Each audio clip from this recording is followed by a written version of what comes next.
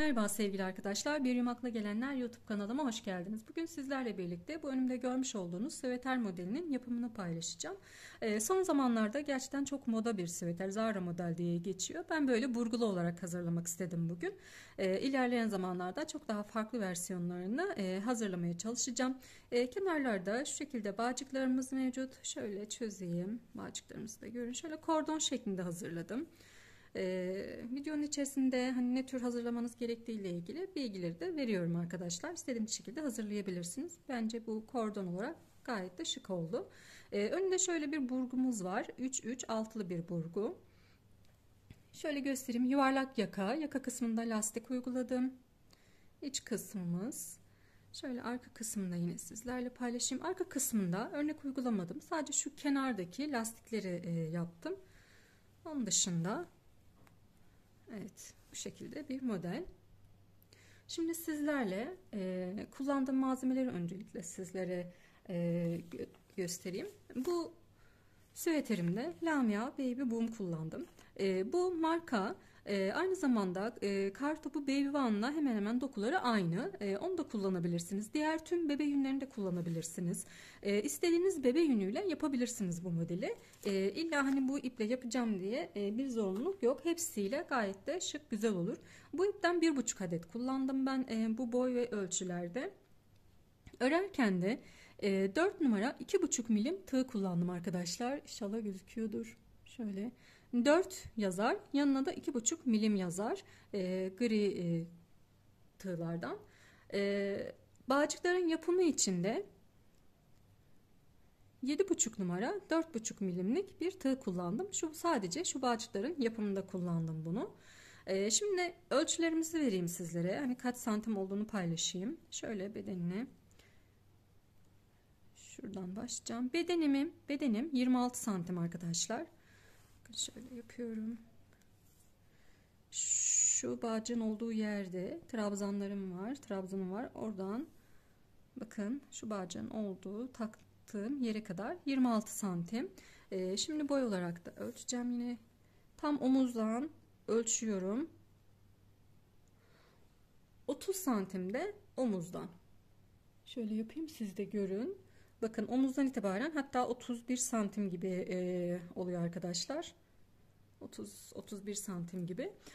Daha uzun çalışmak isterseniz, hani boyunu ben daha uzun yapmak istiyorum derseniz daha uzun da yapabilirsiniz. Tamamen sizin hani nasıl istediğinize bağlı. Modelim bu şekilde. İnşallah beğenirsiniz. Şimdi dilerseniz lafı daha fazla uzatmadan yapımına geçelim. Kanalıma abone olmayı ve bildirimleri açmayı unutmayın. Hepinize kolay gelsin. Arkadaşlar şimdi modelimizin yapımına geçelim. Öncelikle şöyle göstereyim. Bakın ben arka kısmını hazırladım. Bu şekilde dümdüz bir parça hazırladım. Dip kısmı lastik, kenarlarda yine lastik modelimiz mevcut ve dümdüz trabzanlar şeklinde hazırladım. Bunun yapımını zaten sizlerle paylaşacağım yine. Zaten çok basit. Trabzan yapmayı bilen bütün arkadaşlarımız bu kısmı yapabilirler. Arka kısmı örnek koymadım. Şurada bir yaka kesimi oldu. Şöyle yuvarlaklaştır oval şeklinde bir yaka kesimi yaptım. Bu yaka kesiminin arkada nasıl olduğunu yine sizlerle paylaşacağım. Şimdi isterseniz ön kısmın yapımına geçelim. Öncelikle benim şuradaki zincirim ve trabzan sayım 61 tane trabzanım var. 63 tane zincirimizi çekiyoruz. Ama zincirlerimizi çekerken de oldukça gevşek çekelim arkadaşlar. Şöyle de göstereyim. Bakın şöyle 1 2 3 taneyi sökeyim. Bakın şöyle zincirimizi çekerken şuradaki ilmeğimiz çok bu şekilde olmayacak, sık olmayacak. Şöyle birazcık uzun tutacağız. Bakın şu şekilde.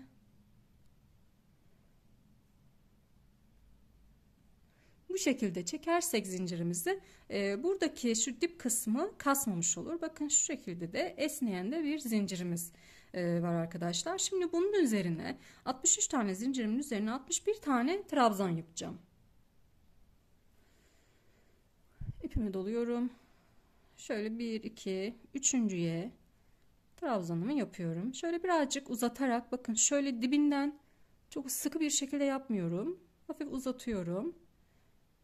Dolu dolu ve yumuşacık bir örgümüz olsun diye ipimi tekrar doluyorum. Yanındaki zincirime batıyorum.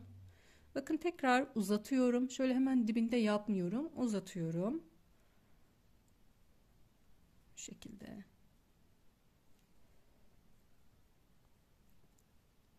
Trabzanlarımızı bu şekilde uzatarak yaparsak daha yumuşacık bir örgümüz olur. Bakın tekrar gösteriyorum. Uzatıyorum. Şurada uzatmıyorum ama bakın çektim, iki çıktım. Burada bakın seyreklik yok.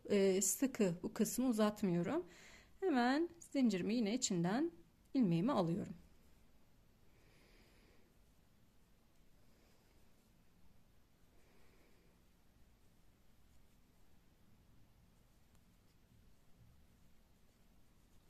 Evet, toplamda bu zincirimin üzerine 61 tane trabzan yapıp gelelim. Evet, 61 tane trabzanımızı yaptık. Şimdi öncelikle ben bu rengi yapıyorum arkadaşlar. Daha öncesinde lastiğimi hazırlamış olduğum için bu renkli sizlere göstermek için yapıyorum. Şöyle 2-3 sıra göstereceğim. Sonra tekrar modelimize, aynı rengimize geçeceğiz. Şimdi 1, 2, 3 tane zincir çekiyorum. İpimi doluyorum. Şu anda tersimizdeyiz. Düz tarafından alacağız. Bakın lastik yapacağız. Şöyle arka taraftan şu ilmeğimi, şuradaki ilmeğimi arka taraftan öne doğru geliyorum. İlmeğimin üzerinden gidip tekrar arka taraftan ilmeğimi alıyorum ve çekiyorum. Trabzan yapıyorum. İpimi doluyorum tekrar. Bu sefer önden alıyorum. Ön kısımdan alıyorum. Şöyle 2'de çıktım. İpimi doladım. Arkadan öne doğru geliyorum. Bakın arkadan çıkarıyorum. Şimdi önden.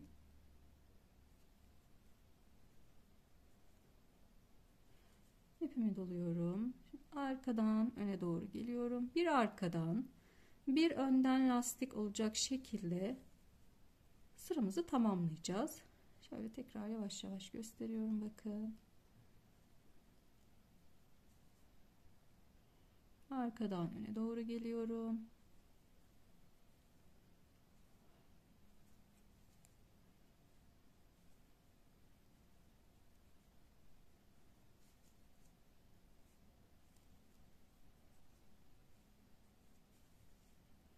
Bir önden, bir tane arkadan olacak şekilde bu sıramızı sıra sonuna kadar ilerletiyoruz arkadaşlar. Lastiğimizin ilk sırası böyle olacak.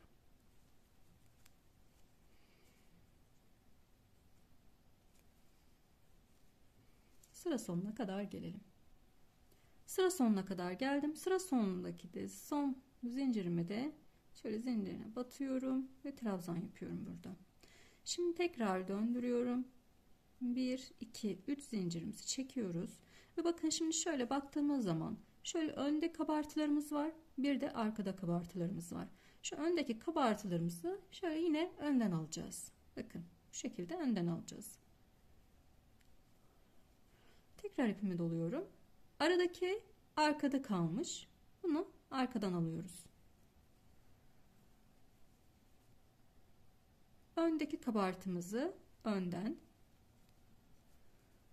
arkada kalanı arkadan yine alıyoruz. Bakın bu şekilde önden.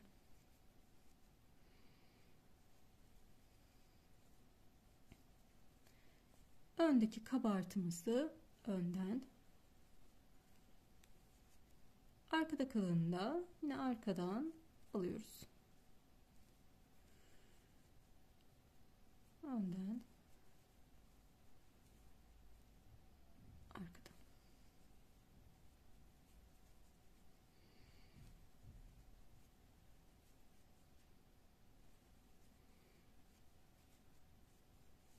İnşallah örgüyü görebiliyorsunuz arkadaşlar. Bazen ellerimin, parmaklarımın örgünün yüzeyinde olduğunu söylüyorsunuz ama benim örüş stilim bu şekilde. Yani ben bu şekilde örebiliyorum. Bu şekilde tığ tutamıyorum, yani alışkanlık. O yüzden mecburen elimden geldiğince örgüyü sizlere göstermeye çalışıyorum. Bakın bu şekilde. Sıra sonuna kadar bu şekilde ilerleyelim. Toplamda 4 sıra lastik olarak örüyoruz. Diğer üst kısımlarda da yine ön kabartılarımızı önden, arkada kalanları da arkadan alarak ilerledik ve 4 sıra toplamda ördük. Şimdi üst sırada yapacağımız işleme geçiyorum. Şöyle 1 2 3 zincirimi çekiyorum. Bakın şuradaki lastiğimi tekrar lastik olarak alıyorum. Arkada kalanı yine arkadan alıyorum. Önde olanı yine önden. Arkada olanı arkadan. Önde olanı önden. Burada toplamda şu zincirimde sayıyorum. 1, 2, 3, 4, 5, 6 tane ilmeğim var. Ön kısımda 3 tane ön kabartım var.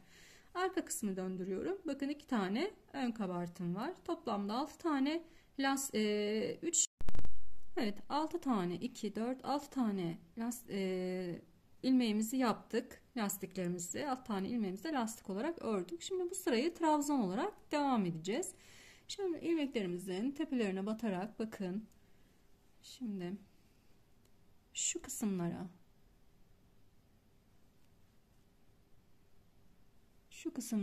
batarak trabzanlarımızı yapıyoruz.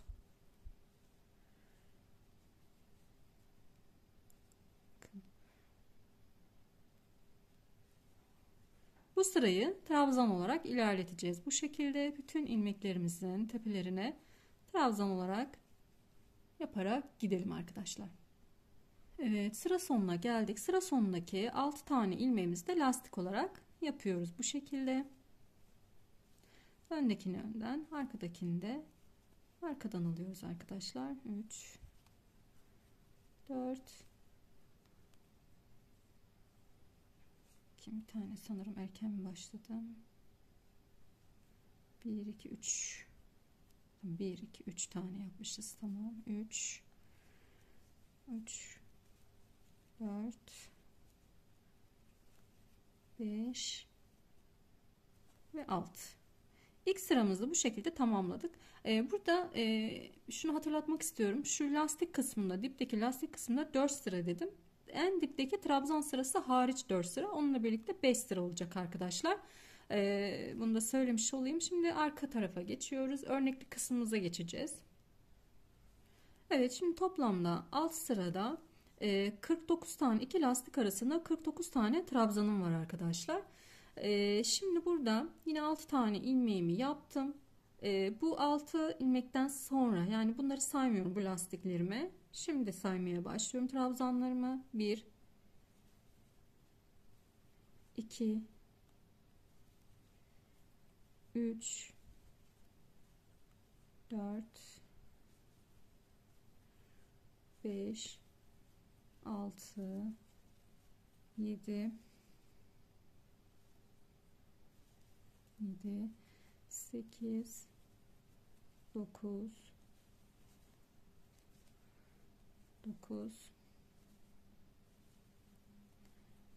10 11 12 13 14 15 16 17 18 tane trabzan yaptım arkadaşlar. Şu 6 tane ilmeğimi saymadım. Şuradaki yani lastik kısımlarını saymadım. Buradan sonra şöyle bakın. Şu en sonki kabartıyı saymıyorum. Buradan sonra 2, 4, 6, 8, 10, 12, 14, 16 ve 18. Yani şu baştaki 6 taneyi saymadım. Bu 6 tane ile birlikte 24 tane yapıyor. Bunları saymadan 18 tane trabzan yaptım. Şimdi benim bu ortada 49 tane ilmeğim var. Yani tek sayı. Tek sayı olduğu için burgumda üçlü burgu 3 3 12 tane ilmek üzerinden, trabzan üzerinden biz burgumuzu yapacağız. 12 tane üzerinden yaptığımız zaman burada kalan sayı 19 kalıyor arkadaşlar. Eğer sizinki Çiftse yani 49 tane değil, mesela 60 ilmek üzerinden, ben 61 tane trabzan üzerinden yapmıştım. Örnek veriyorum, siz 62 tane üzerinden yaptınız. Bu aradaki sayı 49 değil de 50 oldu. İki tarafta eşit gelir büyük ihtimalle. Benimki şu anda tek sayı olduğu için, büyük ihtimalle de sizler de bana göre yaptığınız için tek sayı olduğu için burada burguyu yaparken bir atlama yapacağız. İki tarafta eşit olsun diye. Şimdi bu yapacağım atlamayı söyleyeceğim size. Sizinki eğer eşitlik yani çift sayıysa, başlangıcınız çift sayıysa bu atlamayı yapmayın. Şimdi öncelikle 18 tane trabzanımızı yaptık. İpimi 2 kere doluyorum. 1 2 3 tane atlıyorum. Dördüncü ilmeğimin şöyle belinden, bakın şuradan belinden ön lastik olarak alıyorum. 3 kere de çıkacağım. Bakın 2 2 2 3 kere de çıkmış oldum. Üçlü trabzan yapmış oldum yani. Tekrar 2 tane doluyorum. Yanındakine batıyorum. Bakın 2 2 2 3 kere de çıktım. Üçlü trabzan yaptım. Tekrar bir tane daha yapıyorum. Yine yanındakinin belinden aldım. O söylemiş olduğum atlamayı yapmadım daha arkadaşlar. Söyleyeceğim. Burada 3 tane ilmeğimizi atlamıştık. Şimdi burada geriden, yani şu gerideki 3 tane ilmeğimi almam lazım. Bunda nasıl alacağım? Şu şekilde üstten değil. Bakın şöyle 2 kere ipimizi dolayacağız. Şunu yatırdığım zaman, yani şuradaki şu burguları şöyle yatırıyorum. Yatırdığım zaman hemen şöyle bakın, şuradaki tığımı da çıkarayım, daha rahat göstereyim. Şöyle yatıralım. Bakın şu alttaki 3 tane ilmeğim şurada kendini belli ediyor. Bakın 1 2 ve 3 gördünüz mü? Buradaki 3 tane ilmeğim kendini belli ediyor. Şu bir ilmeğim, yani yatırdığım en sondaki tığımdaki ilmeğim. 2 kere doladım, yatırdım. Şimdi tığımı getiriyorum şu şekilde. Şu 3 tane, bu altta göstermiş olduğum 3 tane ilmeğimin şu ilk baştakinden yine belinden kavruyorum. Bakın tepesine batmıyorum. Trabzanın şöyle ilmeğin belinden kavruyorum. Şimdi burada üçüncüyü sarıyorum. 2 kere sardım. Evet, yatırdım. Şimdi alıyorum. Yine bunu 3 kere de çıkarıyorum arkadaşlar. Her defasında ilmeklerimizi 2 2 çıkarıyoruz ve 3 kere de çıkarmış oluyoruz. Yine 2 kere sarıyorum. Bakın buradaki kalan 2 tanenin 2 tane kaldı. Şunun hemen şöyle ortasından, yine karnından yani ön kısmından lastik alır şekilde yapıyorum. Yine 3 kere de çıkarıyorum. 2 kere de doladım yine. Şimdi sonuncuyu alıyorum arkadaşlar. Sonuncu ilmeğimi alıyorum. Bunu da yine bu şekilde yaptım. Ve bakın burayı tamamlamış olduk.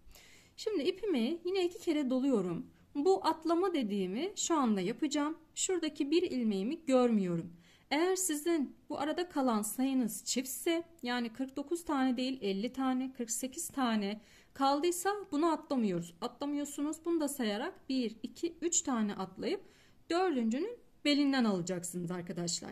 Bakın ilmekleriniz, yani şu iki taraftaki sayınız eşit kalıyorsa, yani çiftli bir sayıysa bu iki lastik arasındaki sayı, yani iki lastik arasında dediğim şuradaki lastikle sıra sonundaki o üçlü lastikten bahsediyorum arkadaşlar. Onun arasında kalan sayı çiftse bunu atlamıyorsunuz. Direkt bakın 1 2 3 tane atlayıp dördüncünün belinden kavruyoruz. Benimki tek olduğu için ne yapıyorum? Bunu görmüyorum. Bunu görmüyorum. Yani bunu atlıyorum. Bununla birlikte 4 tane ilmek atlamış olacağım. Bunu görmüyorum. 1, 2, 3 tane atlıyorum. 3. Bununla birlikte 4. Yanındakinin ilmeğine, yani bunu yokmuş gibi kabul ediyoruz arkadaşlar. Bunu böyle elimizin üzerine koyalım. Yokmuş gibi kabul edelim ve 3 tane atlamış olalım. Dediğim gibi çift sayıysa 4 değil 3 tane atlayın. İnşallah kafanız karışmamıştır. Evet. Şimdi tekrar söylüyorum, anlatıyorum arkadaşlar. Benim bu iki tarafta 18 ayırdım. Burada da 18 kalması gerekiyor. Ama tekli sayı olduğu için iki lastik arasındaki şu trabzan sayım tekli olduğu için Bir tarafta 18, bir tarafta 19 kalıyor. Bunu istemiyorum arkadaşlar. Yani iki tarafında eşit olmasını istediğim için şu bir tane ilmeğimi şurada görmüyorum. Yok olarak görüyorum bunu. Yok olarak. Hani bununla birlikte bakın 1, 2, 3, 4 tane atlıyorum. Beşinciye. Eğer sizin sayınız, bu aradaki sayınız 50 ise, 48 ise, 52 ise, yani çiftli sayıysa burada herhangi bir atlama yapmanıza gerek yok. İki tarafta eşit düşecektir. O yüzden 1, 2, 3 tane atlama yapacaksınız. Evet, şimdi ben dediğim gibi bunu görmüyorum. 1, 2, 3. Bununla birlikte 4 atladım. Diğerini hemen belinden 2 kere doluyorum ipimi.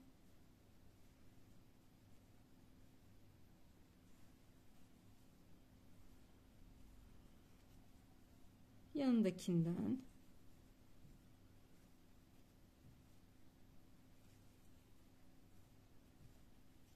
evet 3 tane. Şimdi 2 tane yaptık. Burada bunu yatırıp arkasından almıştık. Burada farklı bir işlem yapacağız. Yine 3 tane geri geliyorum. 1, 2, 3. Dediğim gibi bu dördüncüyü görmüyoruz.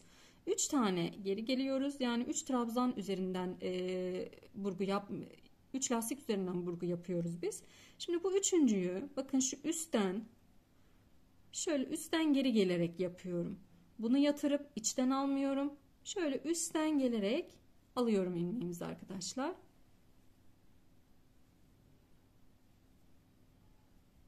İki kere doladım.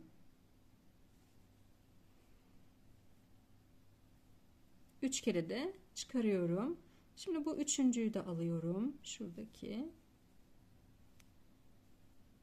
Evet, şimdi şöyle trabzan yapıyoruz. Şimdi şuraya trabzanımı yapıyorum ve burgumuzu şöyle bir bakalım.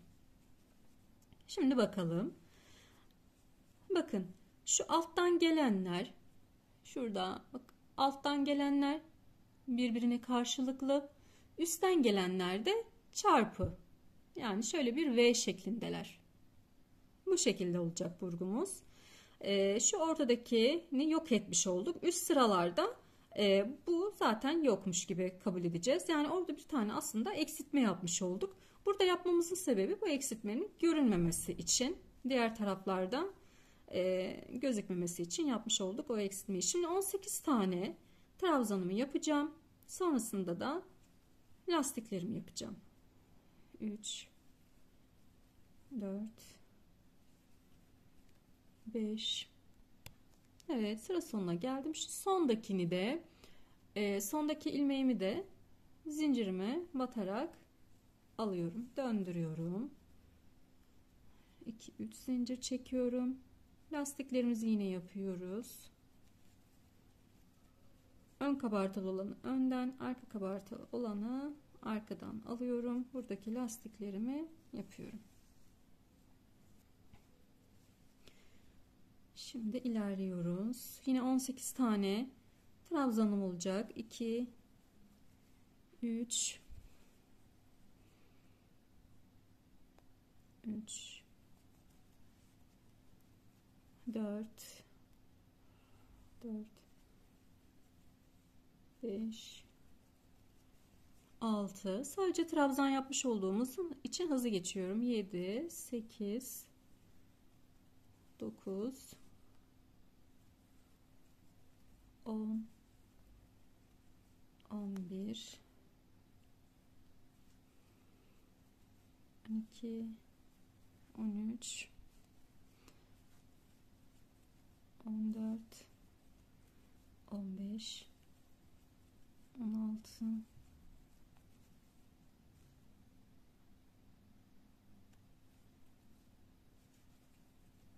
17 ve 18. Evet, 18 tane trabzanımızı yine yaptık. Şimdi buradaki işlemimize bakıyoruz. Şimdi bu lastiklerimi toplamam lazım. Onun için önüme geleni, yani önümde hangi sıradaki varsa onu topluyorum. Lastik olarak topluyorum. Bakıyorum şimdi. Önümde şunlar var arkadaşlar. Yani bakın şu. Şöyle baktım. Sıradaki bu. Bunu alıyorum. Yani önüme hangisi geliyorsa onu şöyle arka kısmından, yine önümde değiller çünkü, şöyle arka kısmından lastik olarak alıyorum. Buradaki ilmeklerimiz hep lastik olarak alınacak. Şöyle yapacağız. Bakın ipimi doluyorum. Bir kere alıyorum. 3 kere de çıkacağım. Şu ilkini tek olarak çıktım. Daha sonra 2 ve 2 olarak çıkıyorum. Bir kere doluyorum. Yine yanındakini de şöyle belinden lastik olarak aldım. Bakın alıyorum. Şu tığımla şu ilk baştakini bir tane olarak çıkarıyorum. 2 3. Bir kere yine doluyorum. Sıradakini belinden kavradım. Aldım. Bakın bir tane çıktım. 2 2. 3 kere de çıkmış oldum. Şimdi tekrar ipimi doluyorum. Bakın şuradakiler. Şimdi sırada buradakiler. Buradakileri alıyorum. Şöyle döndürüp daha rahat görün. Bakın şunu. Şöyle tersinden de şöyle arka lastik olarak alıyorum. Yine 3 kere de çıkarıyorum. Eğer örgüm size hızlı geliyorsa üst kısımda yavaşlatma hızı var. Oradan daha da yavaşlatabilirsiniz arkadaşlar. Bakın bunların üçünü de yine arka lastik olarak aldım ve 3 tane de çıktım. Şimdi geliyorum buradaki üçlüye. Buradaki üçlüyü de yine aynı şekilde lastik olarak önüme geleni, ilk önüme geleni sırayla yani alıyorum ve 3 de çıkıyorum arkadaşlar.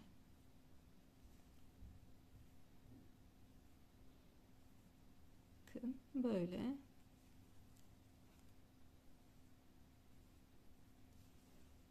Şu üçlüyü de yine alıyorum.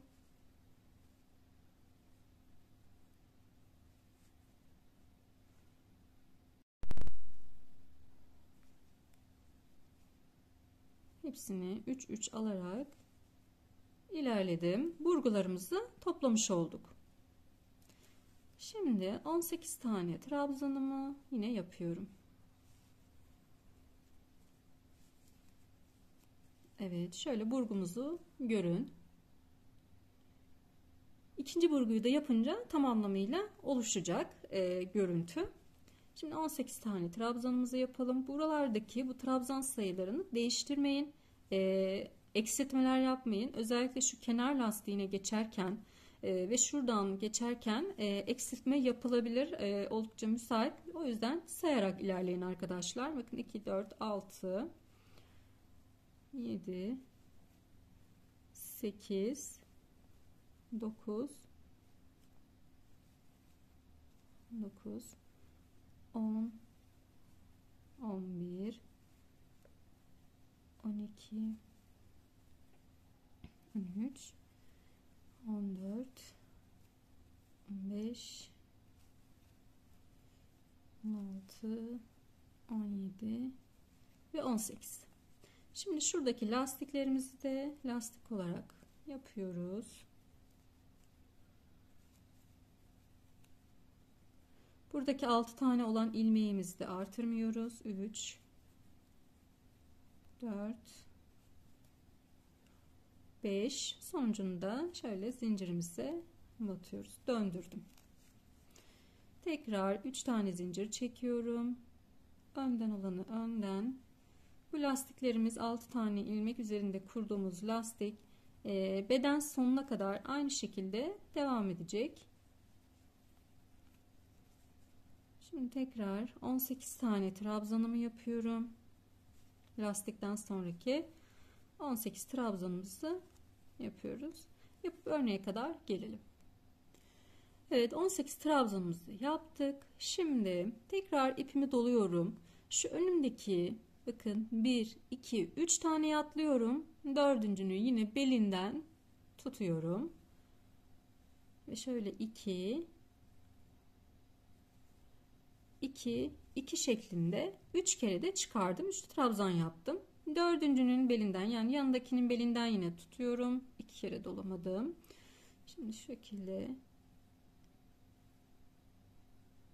2 kere doluyorum. Yanındakinin belinden tutuyorum.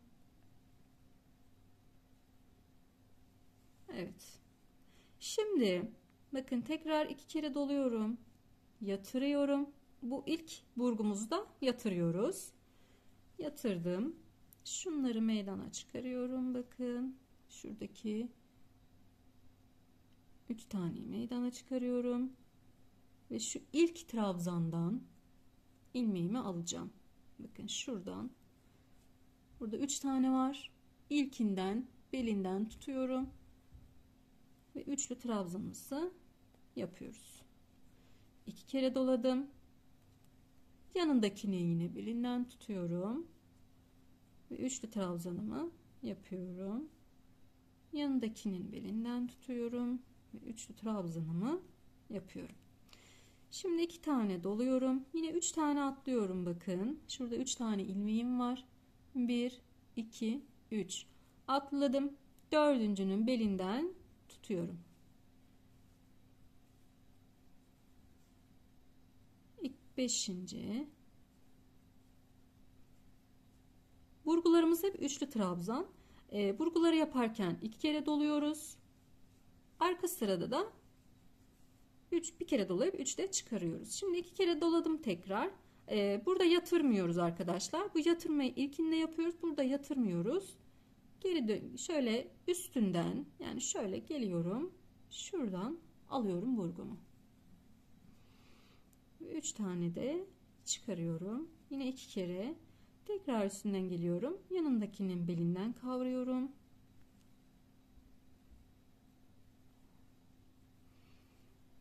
Ve son kalanını da belinden kavruyorum. Şimdi devam ediyoruz.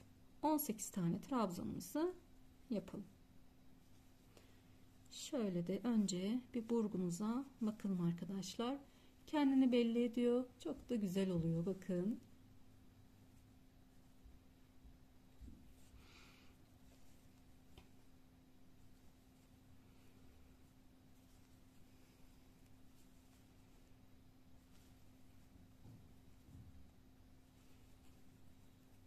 Sıra sonuna kadar gelip yine arkada da şu örneğe kadar gelelim, sonra devam edelim. Evet, 18 trabzanımızı yaptık. Burgumuzun yine ters yüzündeyiz. Şimdi burada yine bakın bir kere ipimi doluyorum. Ters yüzlerinde bir kere ipimizi doluyoruz. Sıradaki ilmeğimin şöyle belinden, bakın şöyle tersine göstereyim. Yine belinden alıyorum. Bir taneye çıkarıyorum. Tığımda 3 tane var. 2 çıkarıyorum. Yani 3 kere de çıkarmış oluyoruz. Bir kere doluyoruz. Yine sıradakinin belinden kavruyorum. Bakın şuradan kavruyorum. Şöyle bir tane çıkarıyorum. Sonrasında da 2 çıkarıyorum.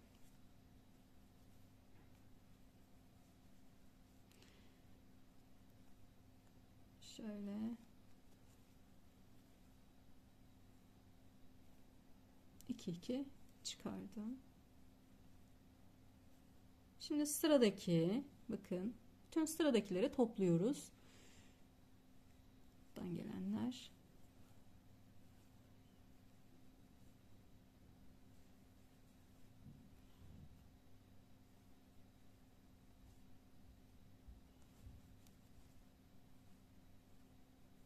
Evet. Tekrar ipimi bir kere doladım. Yine sıradakini, yani önüme geleni şöyle belinden tutuyoruz. Bakın önce şu alttan gelenleri yapıyoruz. Şöyle.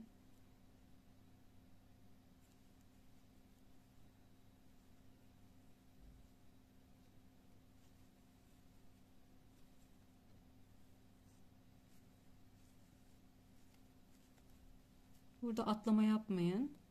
Bakın şu üçüncüyü şöyle üçüncünün belinden aldım.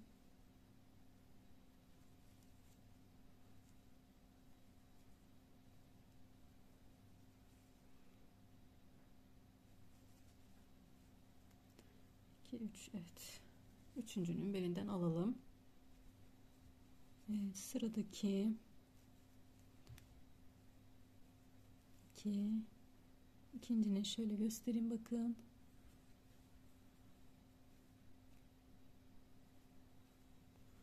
Sonuncunu da alıyorum. Evet, şimdi 18 tane trabzanımızı yapıp tekrar bu burgu yerine kadar gelelim. Şimdi 18 tane trabzanımızı yaptık. Tekrar bir kere daha, bir tur daha bu burgunun yapımını sizlerle paylaşacağım arkadaşlar. Şimdi ipimi 2 kere doluyorum. 1, 2, 3 tane atlıyorum. Dördüncünün belinden tutup lastiğimi yapıyorum. 3 kere de çıkarıyorum. Tekrar 2 kere doluyorum. Yanındakinin belinden tutuyorum. Yine 2, 2, 3 kere de çıkarıyoruz. Üçlü trabzan yapıyoruz.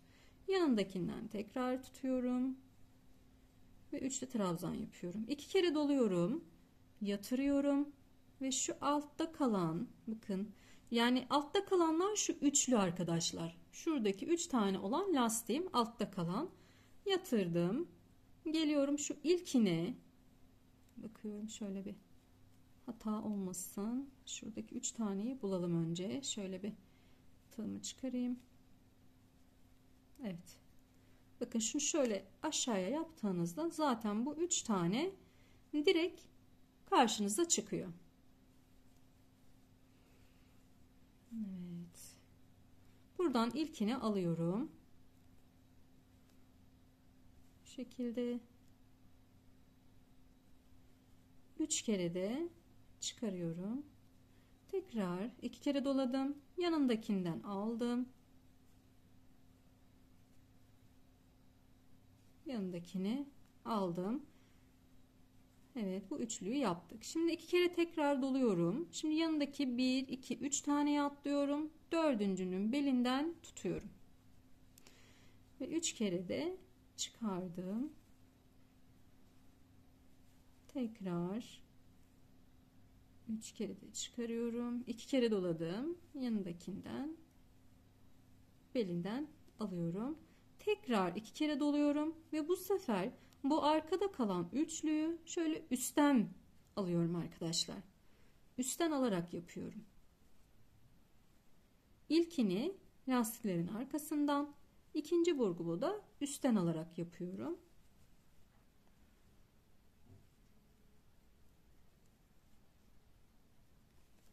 Evet. Şimdi tekrar bu 18 tane burgumu, trabzanımızı yapıyoruz. Bakın. Şimdi 18 trabzanımızı yapıp sıra sonundaki lastiklerimizi yapıp tekrar örneğimize gelip bu burguları toplamayı bir kere daha paylaşacağım.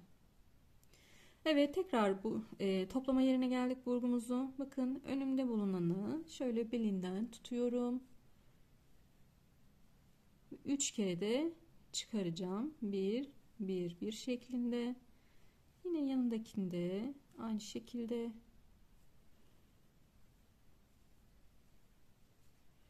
Yanındakinde aynı şekilde. 3 kere de çıkarıyorum. Şimdi şu alttan gelenleri sırayla alıyorum. Bakın yine hep arkadan. Çünkü şu anda örneğimin ters yüzünde olduğum için hepsini arka kısmından alıyoruz. Şöyle yanındakinde.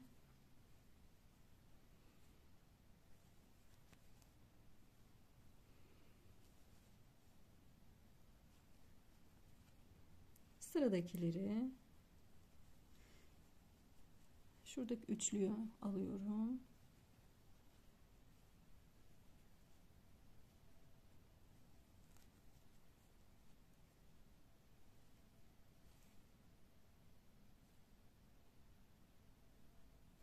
Şuradan.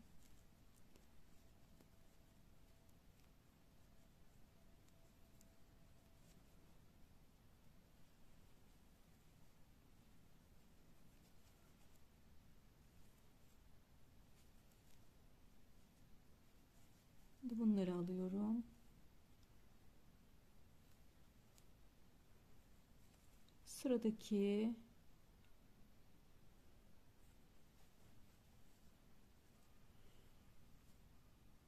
ve en sondakini de alıp burgumuzu tamamlıyoruz. Şuradan birkaç trabzan yapalım. Ve burgumuzun son haline bakalım.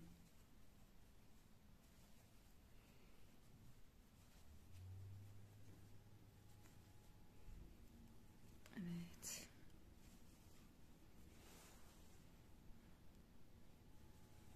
Evet arkadaşlar, gerçekten çok güzel oluyor. Bakın, model kendini belli etmeye başladı. Çok şık olmaya başladı. Şöyle şunu da üstüne şöyle koyalım. Bakın, gerçekten çok güzel. Şimdi kaç sıra öreceğim bu şekilde? Şu ön sırayı yapmıştım. Sayalım. Şuradaki lastik kısımlarını değil de trabzan kısımlarını sayacağım. 2, 4, 6, 8, 10, 12, 14, 16, 16, 18, 20, 22, 24 ve 25 sıra bu yaka kısmına kadar öreceğim arkadaşlar. Bunu da yine o şekilde örelim. Oraya kadar geldikten sonra devam edeceğiz. Ben parçamı tamamladım. Şimdi bakın arkadaşlar. 25 sıra kadar ördüm. 25 sıra tam lastikten bu kısma kadar 25 sıra. Sizler daha uzun yapmak isterseniz eğer hani beden boyunu daha uzun yapmak isterseniz daha uzun yapabilirsiniz. 25 sıra ördüm. 5 sırada lastiğim toplamda benim şu andaki ölçüm, evet, 27 santimlik bir ölçüm var şu anda. Şimdi yaka kısmıyla da birazcık daha uzayacak. Dediğim gibi sizler daha uzun yapabilirsiniz istiyorsanız. Şimdi en son 25. sıramızı tamamladık. Ve benim bir burgumun bitişine denk gelmiş oldu. Şöyle iki taraftan yaka için 15 trabzan bu taraftan, 15 trabzan da bu taraftan ayırdım. Ortada da toplamda 19 tane ilmeğim var. 18 tane ilmeğim var. Şimdi şöyle arkadaşlar devam edeceğiz. Burada kesimler uygulayacağız. Yaka kısmını yapacağız. Bakın şöyle göstereyim. Bakın. Arka sırada 2 sıra 3 sıra yaka kısmını yapmıştım. 1 2 3 sıra yaka kısmını yapmıştım. Önde de 4 sıra olacak şekilde yaka kısmını yapalım arkadaşlar. Şimdi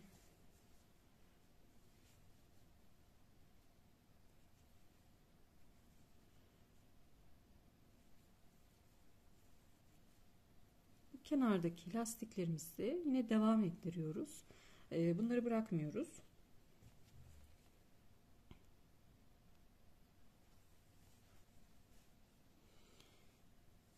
Evet.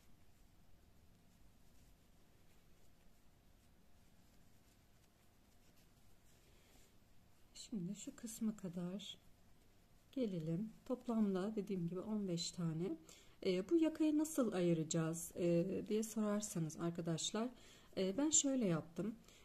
Bir tane hani kaç yaş grubuna göre yapıyorsanız eğer onun işte kazağını, pengesini, hırkasını vesaire hani neyini bulursam alıp onun yakasına göre ölçerek, yaka genişliğine göre ölçerek kesimlerimi hani yaka kısmının ayrımını o şekilde yaptım. 6-12 ay için benimkisi. Ben de 6-12 aylık bir penyenin üzerinden yaka kısmını ölçerek ölçüsünü aldım arkadaşlar.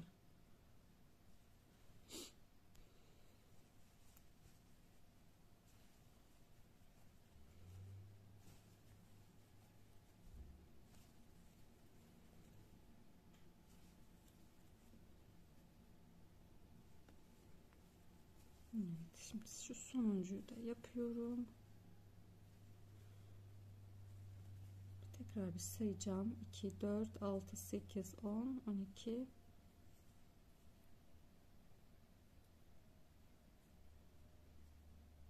14 tane, 15 taneyi hazırladım. Sayalım bakın. 2, 4, 6, 8, 10, 12, 14 ve 15. Şimdi burada döndürüyorum. Çünkü yaka kısmını yapıyoruz, omuz kısmını yapıyoruz. Döndürüyoruz. Şöyle bir zincir çektim. Dibine batıyorum arkadaşlar. 2 çıkardım. İpimi doluyorum. Yanındakini batıyorum. 2 çıkardım. Tığımda 3 tane var. Hepsini tek seferde topladım. Burada bir tane eksiltme yapmış olduk. Trabzanla eksiltme yapmış olduk burada. Şimdi tekrarlayacağım. Bir zincir çektim. Burada 3 tane de zincir çekebilirsiniz istiyorsanız arkadaşlar. Şöyle hepsini üçünü bir çıkıp teke de düşürebilirsiniz. Ama şuradaki bu zincir arasında boşluk kalıyor. Ben onu istemediğim için bakın bir zincir çekiyorum. Hemen şurada dibine batıyorum. 2 çıktım. Tığımda 2 tane var. İpimi doluyorum. Yanındakine batıyorum. 2 çıktım. Tığımda 3 tane var. Tek seferde topladım ve buradaki ilmeğimi teke düşürdüm. Yani bir tane eksiltme yapmış olduk. Şimdi devam ediyorum. Daha eksiltmem bu tarafa doğru yok. Evet, şimdi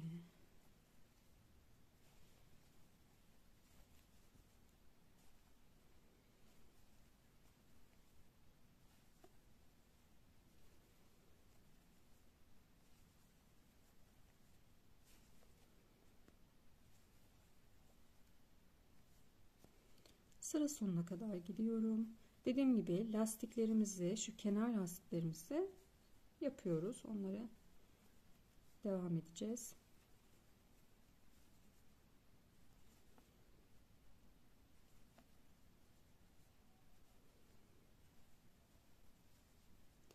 Lastiğimi yapıyorum.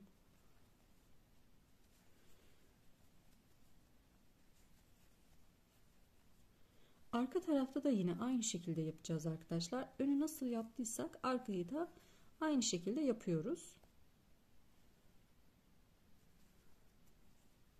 Kesimini şu anda burada nasıl çalışma yaptıysam arka kısmında da aynı şekilde yapacaksınız. Şimdi yani aynı zamanda ben size şu anda arka kısmın yapılışını da göstermiş oluyorum. Şimdi yine lastiğimizi de yapıyoruz.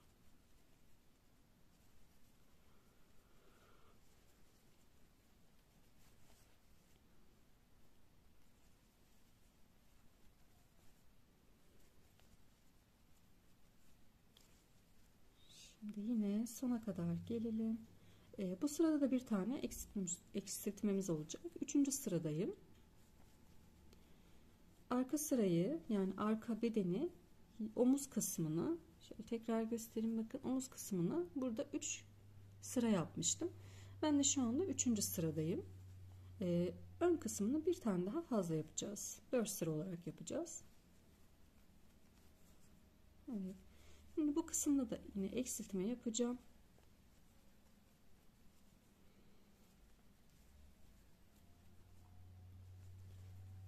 Şimdi burada da şöyle bakıyorum. 1 2 3 tane kalana kadar geldim. Batıyorum. 2 çıktım. Tığımda 2 tane var. İpimi doluyorum. Tekrar batıyorum. 2 çıktım. Tığımda 3 tane var. Hepsini tek seferde doladım. Şu sondakine de bir tane trabzan yaptım. 3. sıramızda bu şekilde yapmış olduk. Döndürüyorum. 4. sırada bir zincir çektim. Eksiltme yapmıyorum. Bir tane buraya trabzan yapıyorum. Bir zincir çektim. Hemen dibine bir tane trabzanımı yaptım ve devam edeceğim. Sıra sonuna geldiğim zaman ipimi koparıp diğer tarafa geçeceğim arkadaşlar. Arka kısmında bu 4. sırayı yapmıyoruz. Şuradaki eksiltmeyi yaptıktan sonra ipimizi kesebiliriz. Bakın bu şekilde. Sıranın sonuna geldim. Bir zincir çekiyorum. İyice sıkıştırıp buradaki ipimi dikiş için birazcık uzun olarak kesiyorum. Bu şekilde. Evet. Bununla birlikte dikişimizi yapacağız. Şimdi geçiyorum diğer yaka kısmına. Evet. Buradan itibaren bakıyorum. 1, 2, 3, 4, 5, 6, 7, 8, 9, 10, 11, 12, 13, 14, 15. Evet, şunu sayacağım. Şuradan ipimizi takıyoruz. Arka kısmında da yine aynı şekilde yapıyoruz arkadaşlar. Burayı bitirdik. Arka kısımda yine sayıyoruz ortada ve takıyoruz. Şimdi arka kısmında şöyle söyleyeyim. Başta arka kısım buradan bir trabzan fazla. O yüzden bu arka kısmın ortasına 15 tane gelecek. Pardon, 18 tane gelecek. Bizim burada 17 tane geliyor. Bir eksik. Çok önemli değil o. Şimdi hani şu burgunun ilk başını bir tane eksiltmiştik hatırlarsanız. Evet, şimdi şöyle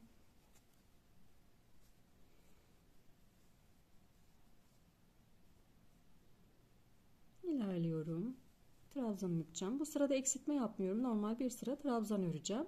Diğer tarafta da yine aynı şekilde yapmıştım. Bakın en son tersle bitirdiğim için düz kısımdan taktım. Düz olarak yapmış olsaydık en sonunu şöyle ters kısımdan başlayacaktık. Onu da dikkat edelim. Hangisiyle bitirdiyseniz bir sonrakini diğer taraflı olarak başlamanız gerekiyor. Şimdi gidelim bu tarafa doğru. Tekrar geri dönüp buraya kadar geldiğimizde yine eksiltmeyi sizlerle paylaşayım. Evet, şimdi sonunda 2 tane kalana kadar geldim. Batıyorum. 2 çıktım. Tam da 2 tane var. İpimi doladım. Şuradaki zincirime de batıyorum. 2 çıktım. Tam da 3 tane var. Hepsini tek seferde doladım. Şimdi döndürüyorum. Şöyle bir zincir çekiyorum. Dibine trabzan yapıyorum yine. Ve bir eksiltme daha yapıyorum. Batıyorum. 2 çıktım. Tam da 2 tane var. Yanındakine batıyorum. 2 çıktım. Tam da 3 tane var. Hepsini tek seferde topladım. Evet, ikinci eksiltmemizi de yapmış olduk. Şimdi daha eksiltme yapmayacağız. Bir sırada normal düz örüp yine ipimizi uzunca keseceğiz. Ama yine göstereceğim. Arka kısımda da yine aynı şekilde kesimimizi yapıyoruz. Bu sırada, bu üçüncü sırada arka kısmımızı ipini kesiyoruz arkadaşlar. Ön sırada bir sıra daha, yani ön bedende bir sıra daha fazladan öreceğiz.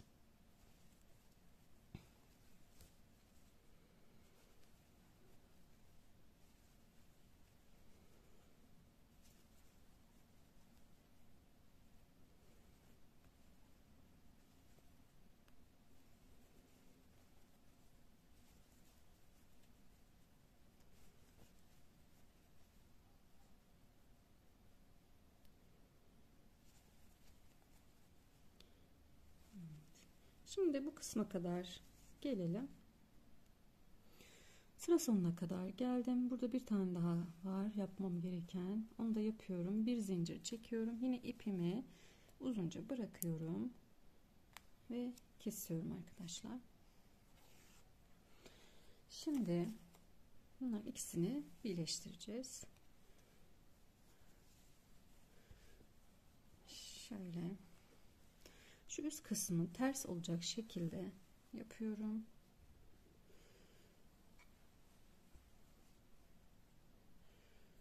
Önce şu uzunlardan iğnelerimizi takalım.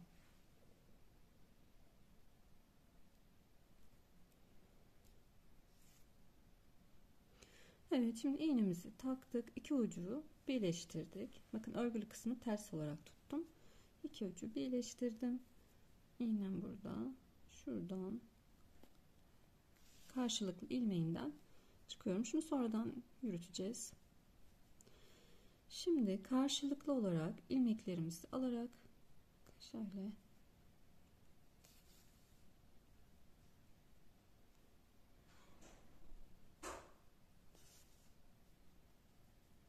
bu şekilde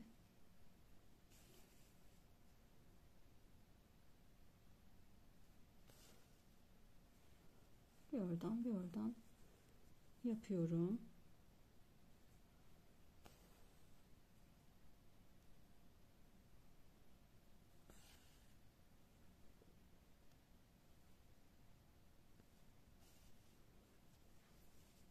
Bakın şöyle. Bu şekilde de yapabilirsiniz. Burada şuradan alıp bu tarafa da geçebilirsiniz. Ben şimdilik böyle diktim.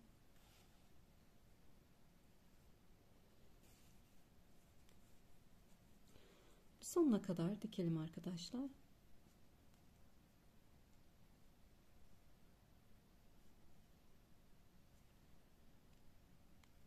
Şimdi sonuna geldim. Sonuna da şöyle geriden bir tane yapıyorum. Şurada düğüm yapacağım. İpim sökülmesin. Şöyle.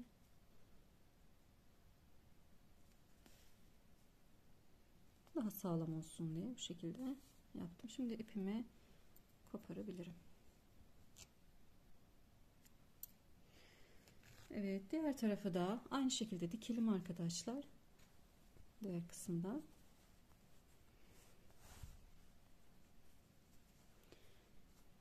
ipim burada. Yine ipimizi iğneye takıyoruz. Burayı da yine aynı buraya nasıl diktiysek o şekilde dikelim, sonra gelelim. Evet, yakasını dikmiş olduk böylelikle. Şimdi yaka kısmına gidişini yapacağız. Lastiğini yapacağız arkadaşlar. Şöyle bir tane kol yerinden ilmeğimi takacağım. Trabzan yapacağım bu sırada. Tam şöyle kolda ortadan takıyorum. Şu dikiş yapmış olduğumuz yerden arkadaşlar yapıyorum.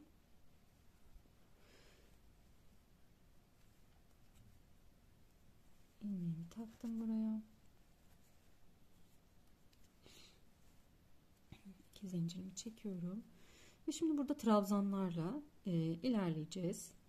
Şimdi şöyle bakın, şuraya bir tane trabzan yapıyorum. Çok atlama yapmayın, kasar. Dikkat edelim. Şöyle. Şuraya. Şöyle delikli oluyor mu? Şuraya 2 tane.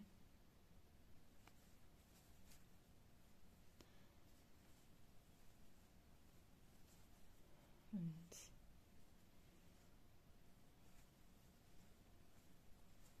Bakın.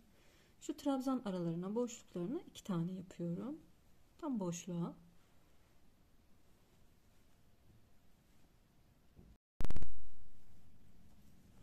Bakın 1 2 tane yaptım. Şimdi bakın şu trabzanın şu altta trabzan var. Şuraya batılmış. Buna trabzan yapmıyorum. Hemen önündekine. Bakın. Şu alttaki trabzanın batış noktası burası. Buraya yapmıyorum. Hemen yanındakine geçiyorum.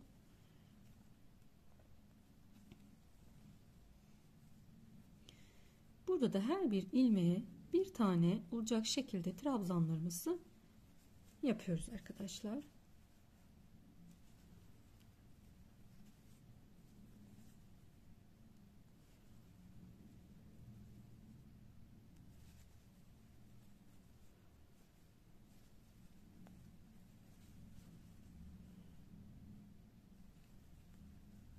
Her birine bir tane trabzan olacak şekilde ilerliyorum.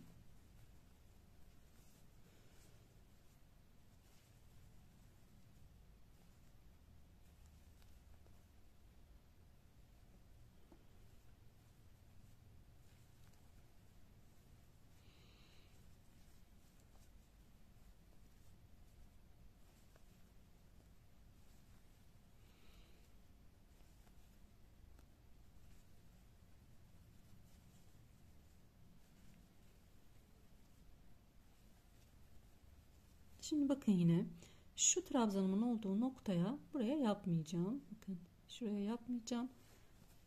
Bu trabzanın içerisine 2 tane yapacağım. Boşluğa yani. Şuraya. Buraya 2 tane trabzan yapacağım buraya. 1 2. Şimdi şuraya bir tane. Diğer tarafta nasıl yaptıysak burada da aynısı gibi yapacağız. Yoksa artırma olur arkadaşlar. Ona dikkat edelim.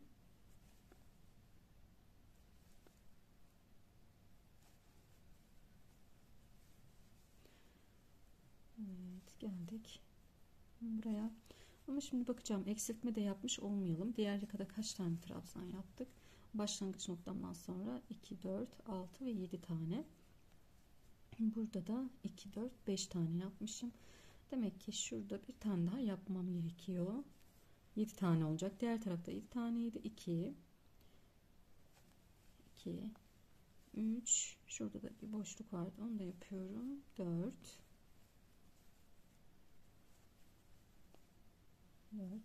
5 6. Bir de tam dikiş olan yer 7. Şimdi geliyoruz buraya. Burası 1 2 3 4 sıra, yani ön tarafımız, burgulu olan tarafımız. Burada tabii ki 7 taneden fazla olacak. Şimdi sayıyoruz yine. Şunu saymadım. 1 2, bakın şu 2, şu trabzanın boşluğuna 2 tane yapıyorum. 2, 3, en son sayarız. Şuraya bir tane, şuraya da bir tane yapıyorum. Şu boşluğa 2 tane yapıyorum. 1, 2. Evet. Şimdi geldik yine ön kısma. Yine trabzanımızın olduğu yere, şuraya bakın, alttan trabzan geliyor. Buraya batmıyorum. Yanındakine trabzan yapıyorum.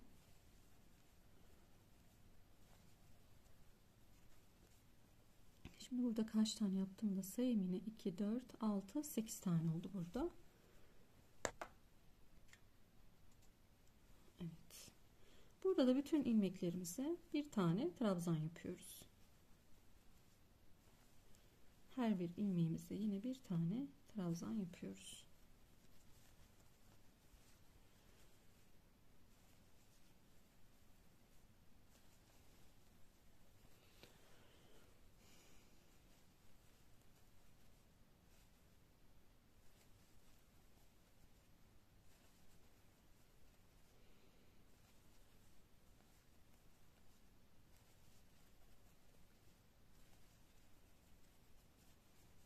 Burası ön kısmımız.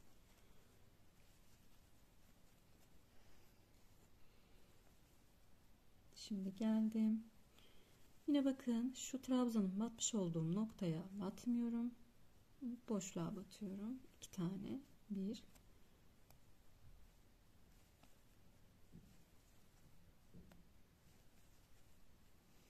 2. Burada 8 tane iğne olacak. Ayarlayalım. 2, 3, boşluğa batıyorum. 4, 5,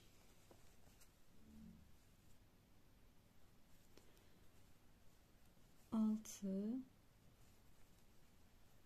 7 ve sonuncuya da batıyorum. 7, 8. 8 tane yapmış oldum. Şimdi başlangıç noktamla da birleştiriyorum. Evet. Şöyle son halini göstereyim. Daha tabii lastik yapacağız, bitmedi. Şöyle bakın.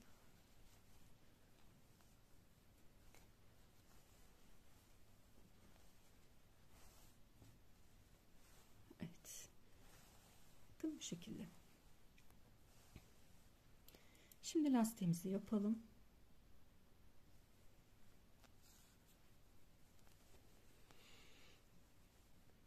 Şöyle bir zincir çekiyorum. Yanındakinin yine belinden kavruyorum. Yani şu beden sonundaki lastiğimizi buraya uyguluyoruz.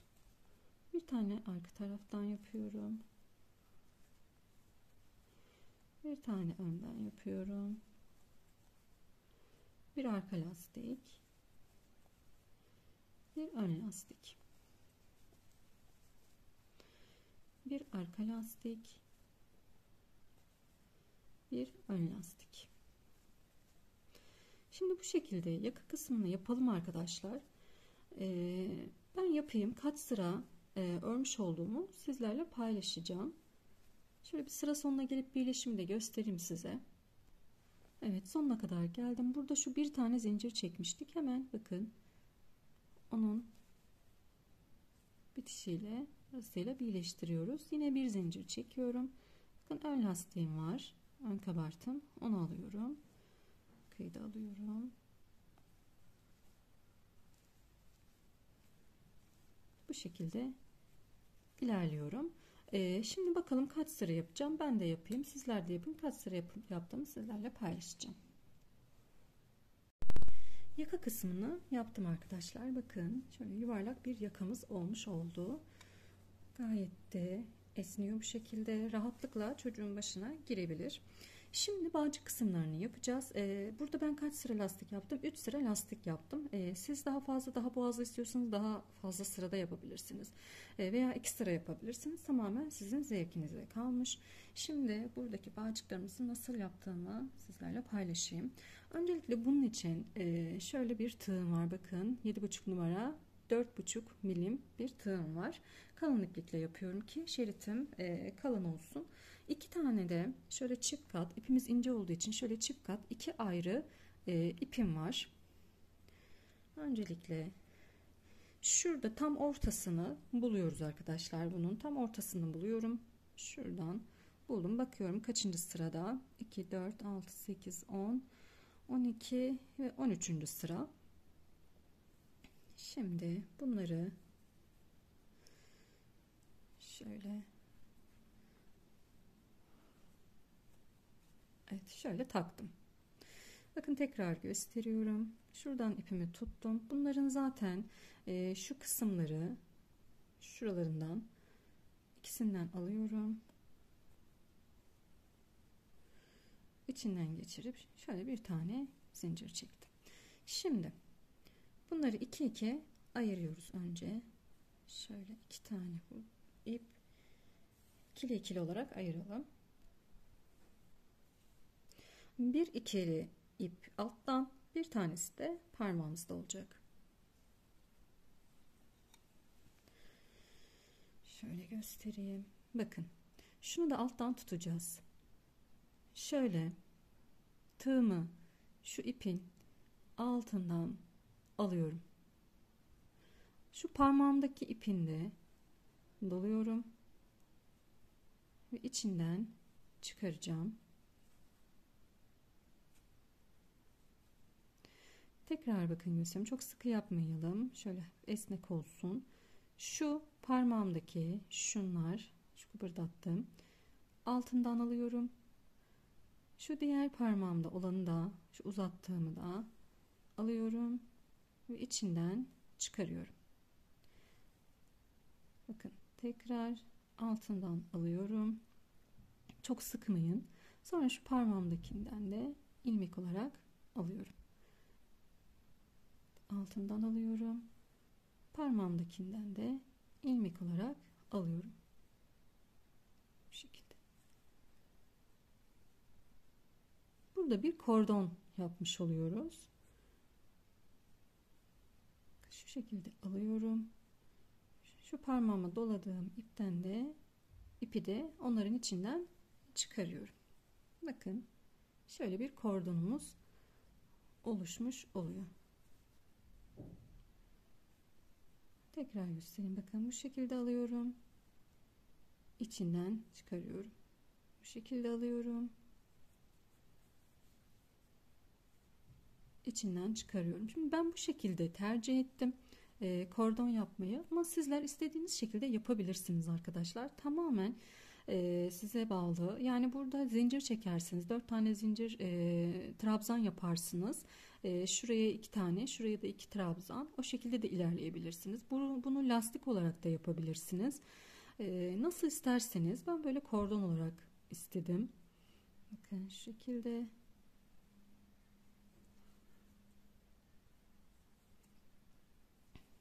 Umarım anlaşılmıştır. Tekrar şu parmağımdakini alıyorum.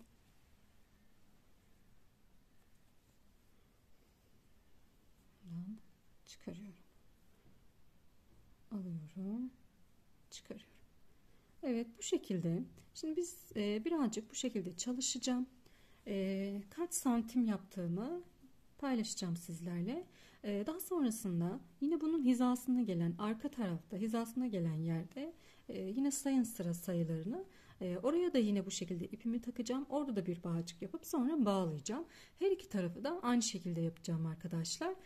Uzunluğunu ben yaptıktan sonra şimdi söyleyeceğim size kaç santim yaptığımı, ne kadar santimde bağlandığını, bunu sizlerle paylaşacağım. Sonra en son haliyle geleceğiz. Evet, bağcıklarını ben tamamladım. Şimdi şöyle sizinle bağcıklarının santimlerini paylaşacağım demiştim. Bakıyorum. Bakın şöyle koyuyorum. Hepsini eşit yapmaya özen gösterelim arkadaşlar.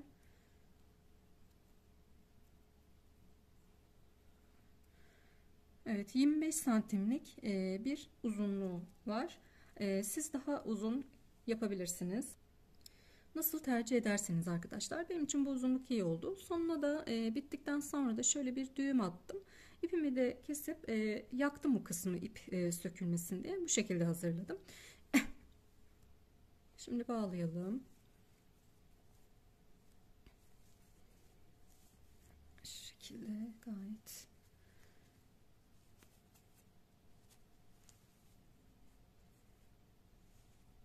Evet, bu şekilde burası. Burayı da bağlayalım.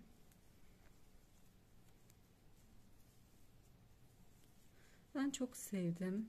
Çok da keyif alarak ördüm. İnşallah sizler de beğenirsiniz. Evet.